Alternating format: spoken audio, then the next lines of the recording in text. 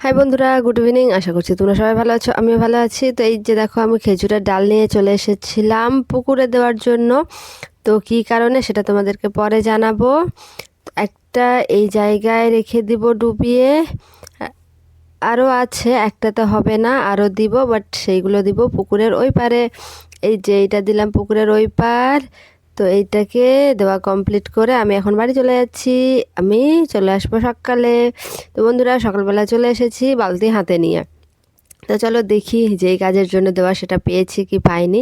তো এই যে কপালটা খুবই খারাপ, এত খারাপ লাগছিল যে এক দুটা মাত্র উঠেছে শামুক। তো চলো পুকুরের ওই পারেরটা গিয়ে দেখি কতটা উঠেছে।